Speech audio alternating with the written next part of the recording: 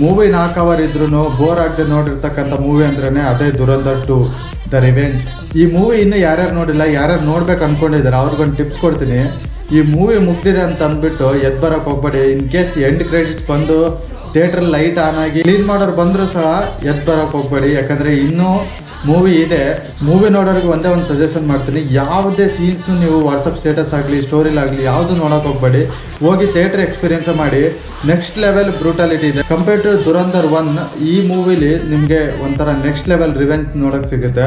ನಿಮ್ಗೆ ಆಲ್ರೆಡಿ ಗೊತ್ತಿರುತ್ತೆ, already 21 ಸೀನ್ಸ್ನ cut ಮಾಡಿದ್ದಾರೆ. ಅಷ್ಟು ಬ್ರೂಟಾಲಿಟಿ ಇತ್ತಂತೆ.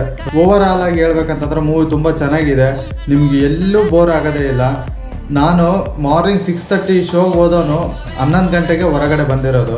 ಸೊ ಅಷ್ಟು ಲೆಂದಿ ಆಗಿದೆ ಮೂವಿ. ಪ್ರತಿಯೊಬ್ಬರು ತುಂಬ ಚೆನ್ನಾಗಿ ಆ್ಯಕ್ಟ್ ಮಾಡಿದ್ದಾರೆ. ರಣವೀರ್ ಸಿಂಗ್ ಆಗಿರ್ಬೋದು, ಮಾಧವನ್ ಅವರು ಆಗಿರ್ಬೋದು, ಇನ್ನೂ ಯಾರ್ಯಾರಿದ್ದಾರೆ ಎಲ್ಲರೂ ತುಂಬ ಚೆನ್ನಾಗಿ ಆ್ಯಕ್ಟ್ ಮಾಡಿದ್ದಾರೆ. ಈ ಮೂವಿದು ಏನು ಸೀಕ್ರೆಟ್ ನಾನು ಹೇಳಿಕೊಡಲ್ಲ, ಯಾಕಂದರೆ ನಾನು ಸ್ಪಾಯ್ಲ್ ಮಾಡೋಕ್ಕೆ ಇಷ್ಟಪಡಲ್ಲ. ಮೂವಿನ ಥಿಯೇಟ್ರಲ್ಲೇ ಹೋಗಿ ಎಕ್ಸ್ಪೀರಿಯನ್ಸ್ ಮಾಡಿ. ಕೆಲವೊಬ್ಬರಿಗೆ ಚೆನ್ನಾಗಿರೋ ಮೂವಿನ ಎಕ್ಸ್ಪ್ಲೇನ್ ಮಾಡಿದರೆ ಅಥವಾ ಯಾವುದಾದ್ರೂ ಸೀನ್ಸ್ ನೋಡಿದರೆ ಅವ್ರಿಗೆ ತುಂಬ ಬೇಜಾರಾಗುತ್ತೆ. ನಾನು ಆ ಬೇಜಾರನ್ನ ಮಾಡೋಕ್ಕೆ ಹೋಗಲ್ಲ. ಮೂವಿನ ಥಿಯೇಟ್ರ್ ಎಕ್ಸ್ಪೀರಿಯನ್ಸ್ ಮಾಡಿ ಒಂದು ಒಳ್ಳೆ ಮೂವಿನ ಮಿಸ್ ಮಾಡ್ಕೋಬೇಡಿ ಅಂತ ಹೇಳ್ತೀನಿ.